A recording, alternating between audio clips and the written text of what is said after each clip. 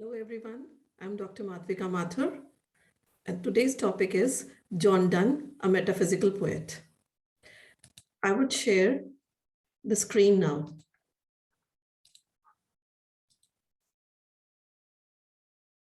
So before going into details of Donne's poetry, let us discuss major factors of his age and the chief characteristics of metaphysical poetry. So John Donne, he was born in 1572 in a Catholic family. In those days, Catholics were subject to severe persecution. Life was really difficult for the Catholic families. He started writing in 1590s and he lived through the Jacobean age. Jacobean age, that is, it was the time during the reign of King James I from the year 1603 to 1625. Thus, Donne, he is a connecting link between the Elizabethan age and the Puritan age. The age of Donne comprising the last decade of 16th century and early decades of the 17th century. Therefore, this age is also termed as an age of transition. Transition from 16th to 17th century. So there was a transition from one century to another. By this time, the Renaissance impulse, it had exhausted itself. The Elizabethan zest for life, it was gone. The optimism and exuberance had been succeeded by defeat, apprehension, and disillusionment. So there are various causes which gave rise to pessimism and anxiety amongst the masses. So to begin with, I'll first talk about the political causes. So there was a feeling of uncertainty and instability in the later years of the reign of Queen Elizabeth. And this was caused mainly by the memory of past 3 accessions and series of plots to assassinate the queen during her reign. So these memories, they were still fresh in the memories of men at that time. Then there was threat of invasion by the Catholic power of Spain. Third point is the gunpowder plot in the year 1605. So this gunpowder plot, it is often called as gunpowder treason plot or Jesuit treason. So Jesuit, Jesuit, treason, Treason. So this was a plan to blow up the House of Lords. But fortunately, it was a failed assassination attempt against King James I. Otherwise, the country, this plan, it would have left the country deprived at one blow of all its leaders, temporals, and ecclesiastics, and also the machinery of the state. So the thing is, like, what was this gunpowder plot? See, there are 2 houses. There is 2 house system in UK. So one is the House of Commons, which is responsible for making the decisions about money, like new land taxes, etc. And the second is the House of Lords, which is the second chamber of Parliament. Just as we have Parliament system in our country, in the same way, House of Lords is the second chamber of Parliament. So the conspiracy was to blow them up. But fortunately, this assassination attempt, it failed. Then apart from this political cause, there are religious causes also for this mood of anxiety and fear in the nation.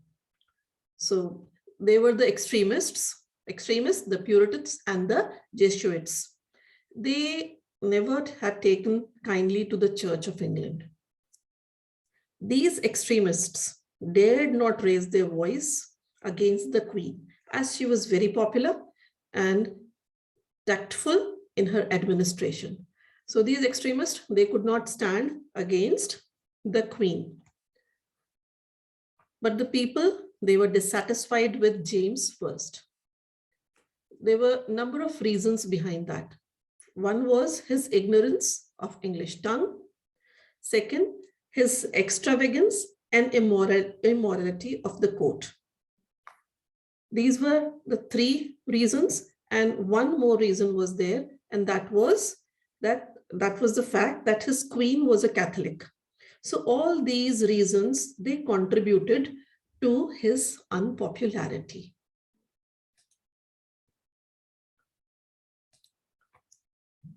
Coming to John Donne as a pioneer of metaphysical poetry. So pioneer means one who initiates something, one who begins something new. So he was the one who, John Donne was the one who pioneered the metaphysical poetry. So he was a Jacobean poet, an Anglican priest, and a lawyer. John Donne is famously called as the monarch of wit. So wit, basically it deals with the intellect, but here it is not only the intellect that he used to put forth the things, his thoughts in a clever and humorous manner, but also whatever he said or expressed, it was in a very fine manner, and it would startle and amuse people. He is the founder of Metaphysical School of Poetry. He was in love with Anne More, and he secretly got married to her in the year 1601. But situation it turned against him after his marriage. His father-in-law was not happy with their marriage. He lost his job and his career was ruined. He was even imprisoned for some time. From the prison, he wrote to his wife, John Donne, Anne Donne, undone. So from this, we can make out the disappointment in his voice. To his credit are satires, elegies, religious poems, and also anniversary poems. These elegies are not the death poems, but these are the love elegies. And he wrote holy sonnets also. As an Anglican priest, he wrote two prose. The first one is Pseudo-Martyr, and second is Ignatius, his conclave. Coming to the chief characteristics of his poetry. John Donne's poetry is remarkable for its concentrated passion, the passion with which he wrote it. The poem is full of that. Intellectual agility, dramatic in ideas and form, which you will see in the poem, The Blossom. You will find a lot of vigor while going through the lines. And in number of poems, there is an abrupt beginning. His poems, they are loaded with metaphysical conceit. So now the thing is, what does the conceit means? It means the elaborate similes and metaphors. So conceit, it is a device which sets up an analogy between one entity's spiritual qualities and an object in the physical world. So comparison between the spiritual qualities and the object in the physical world. And sometimes what we see, this conceit, it controls the whole structure of the poem. So while discussing the poems later on, I'll explain this conceit. And the way he wrote, his writing style, it is forceful and startling. People, they get startled, they are amused by the way he writes. We also see unification of sensibility in his poems, which means an amalgamation of thoughts and feelings. That is, two different things are brought together. Intellect and emotions, they are brought together in his poems, which makes his poem so refreshing. the time of Donne, it was the time of patriarchal poetry. So what is the basic, this thing of patriarchal poetry? These are romantic. But when we go through poems of Donne, we see he is given to introspection and self-analysis. He writes of no imagery of shepherds and shepherdesses, but of his own intellectual, spiritual, and amorous experiences. So like Elizabethans, he never wrote that romantic, he never had that romantic strand in his poems. It was more about self-analysis, introspection, spirituality. And that is the reason his poems are difficult to understand number of times. His poems, they are an expression of his varied experiences using syllogistic style. So now what does this term mean? Syllogism, it means argumentative. You will see while going through the poems that he gives an argument to prove his point of view. He gives an argument to justify his point of view. So now, a stylistic analysis of some poems of Donne.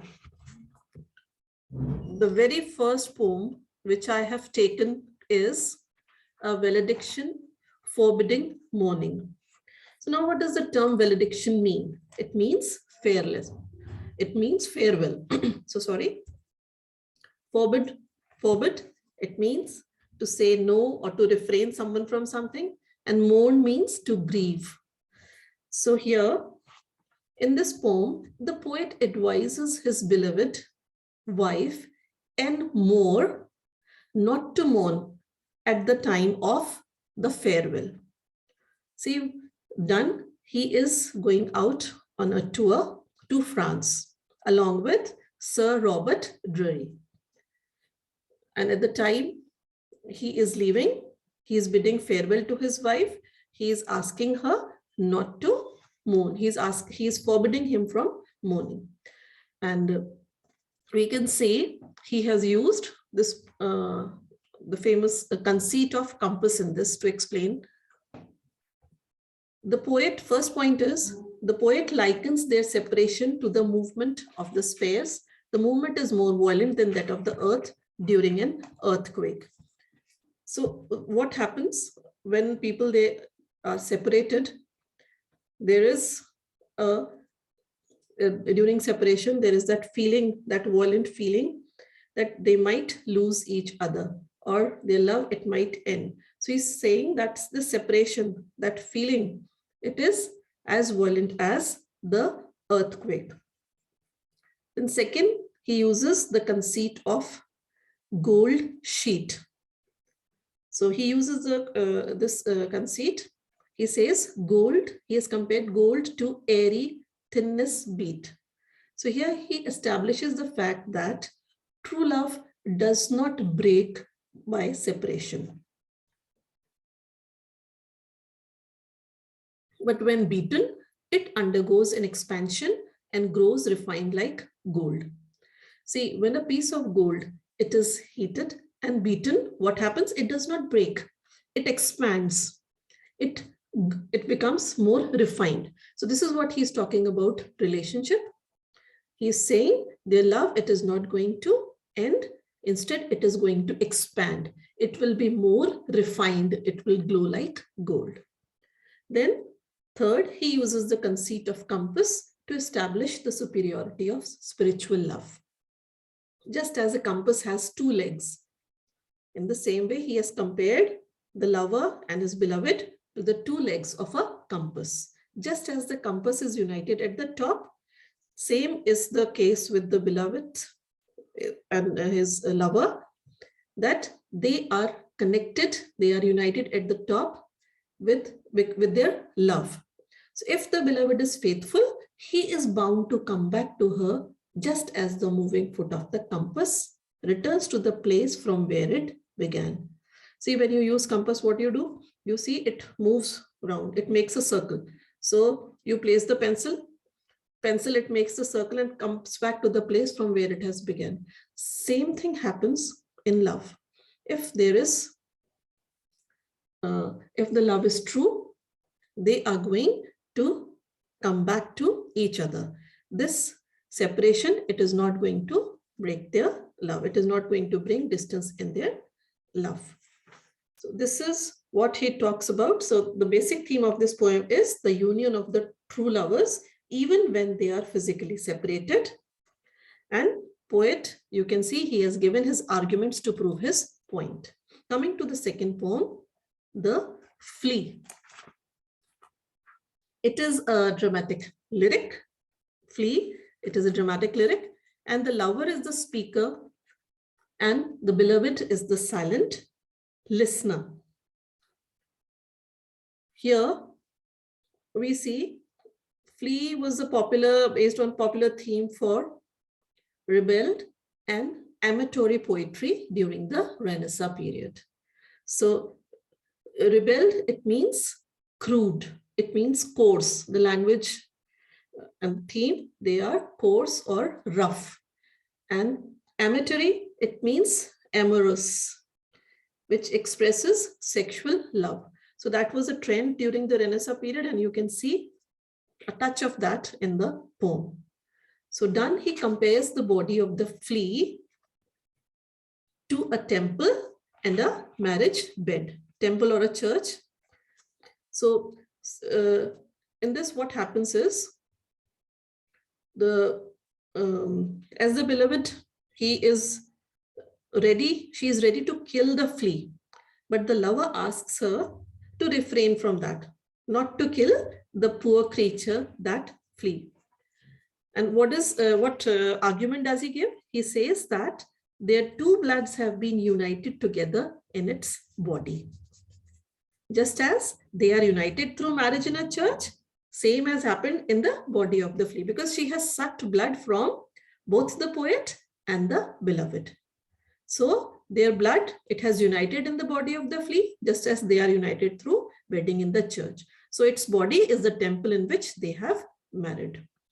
And the second argument which he gives is, just as the lovers would mingle physically after marriage, their blood, it has mingled in the flea's body. So it is their marriage bed. So this is how you can see through a flea, he has expressed his feelings. And one more thing, you will see that Donne very meticulously, he has demolished the conventional patriarchal attitude towards love. Okay, that false notion of honor, that chastity, he has talked against that. He has demolished those conventions. In this poem, you can see that.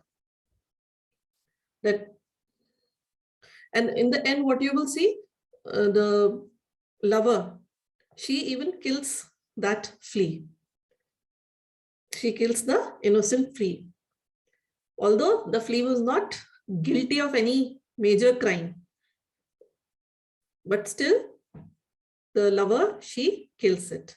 And what does she admit? That the loss of a drop of blood which the flea has sucked, it has in no way made her weak. And she would lose as little blood in physical union with him as she has lost in her physical contact with the flea. So this is what I'm trying to say. Through these lines, he has tried to demolish the conventional patriarchal attitude towards love. Coming to the third poem, which is The Good Morrow. So the good morrow or good morning. Morrow, it is an archaic word which means morning. The poem, it opens in an abrupt colloquial manner and refers to the spiritual awakening of the pure love. It refers to the pure blood, true love, I'm so sorry. The poet, he describes the contrast of life without love and a life of passionate, pure love. So in this poem, you will see the lover, he expresses his wonder. He wonders as to what he and his beloved did before they fell in love with each other. He is quite amazed that what were they thinking of love before they actually fall in love? So he regards his former pleasures as childish and rustic, and their former life as a long sleep in which they were as oblivious of the reality of life as the seven sleepers were during the long sleep of 200 years duration. So this poem, you will see it is a reflection of John Donne's wit. I will quote Leonard Enger here. This wit consists in the contrast between the two worlds, the world of the lovers and the geographical lovers. You will also see unification of sensibility while moving through the lines of the poem. The imagery has been drawn from vivid sources. He has used the myth of the seven sleeper den, everyday life, which sucked on country's pleasure, one little room, the geographical room. I'll explain you all these. See, the seven sleeper den, this myth, it is that at the time Christianity was at stake, and these seven Christians, they just ran to save themselves, and they saved their lives by hiding in a cave. There they fell in a mystical sleep, and they slept for almost 200 years duration. And when they woke up, they found that Christianity had been restored.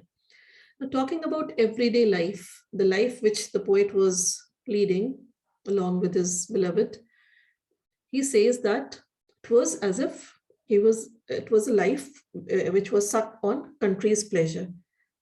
Rustic life he is referring to. And when finally he realized what true love is in the company of his beloved, so wherever he was with his beloved, he considered that place as the whole world. He was, see, the poet is with his beloved in one small little room, and he considers that little room the geographical room or the whole world for him. That is, he doesn't need the whole world.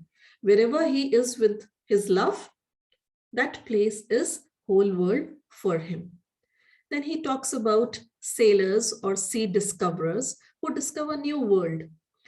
So what is he suggesting? Let them make maps. Let them make charts of the world that they have discovered. But the poet, he is contented with the world of love. He desires no other world. He is contented with his beloved. Then he talks about the two hemispheres. So here, the two faces are like the two hemispheres. Face of the poet and his beloved, they are like two hemispheres, and together they make up the complete world.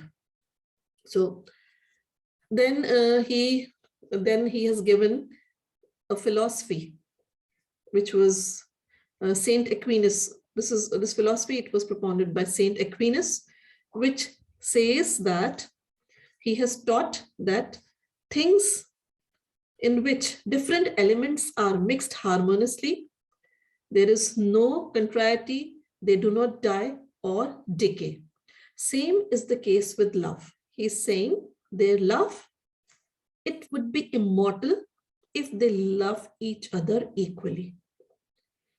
It will never die if both of them, they love each other equally. So this was a philosophy which was taught by Saint Aquinas. Whatever dies was not mixed equally. That is, if the love of one is not of the same intensity, if it is not equal to the love of other person, it will die. And the poet, he is sure that they love each other equally. So their love is immortal.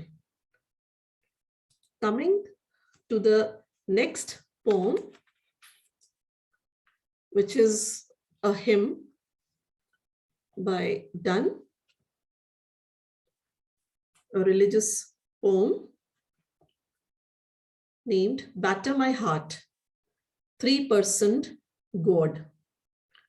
So batter my heart, batter is, what does the term batter means? He's saying, first thing, through this sonnet, the poet is giving an expression of apprehension. that he may not be redeemed from his son, from his sin. See, he is scared. He thinks that he has done a lot of sins in his life, and it is only God who can bring him out of this, who can help him in this. There is no other way that he will be redeemed. So he prays to God in threefold capacity. See, you can, it is there mentioned in the title as well, three-person God. So threefold capacity as the Father, the Son, and the Holy Ghost.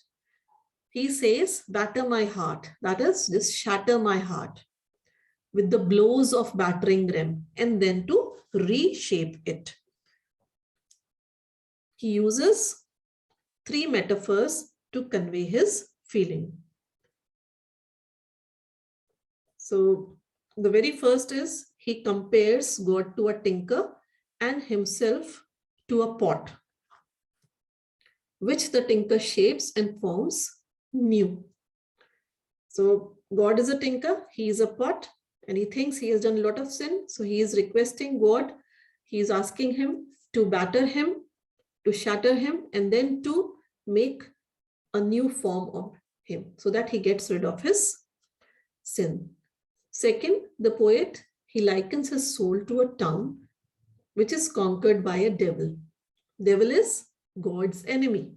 So the poet's soul is a town which has been conquered by the devil. Now, what does the poet do? He prays that it is only God who can overthrow the evil within him and save him from sin. So he's requesting God, come and save me. I am a town, I have been conquered by devil. So overthrow the devil and save me from more sin. And the third metaphor which Donne has used is man-God relationship. So man, that is poet, he is the beloved, and God is the lover in this. So the relationship is represented through lover and beloved relationship.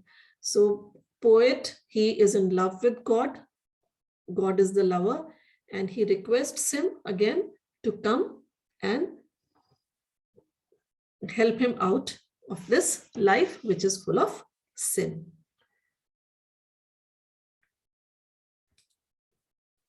I would like to add a few more things. Like during his lifetime, Donne's poem, they were not published. It was the manuscripts, they were circulated amongst the acquaintances and they would read it. Later on, his manuscripts, they were compiled and they came out in printed form. And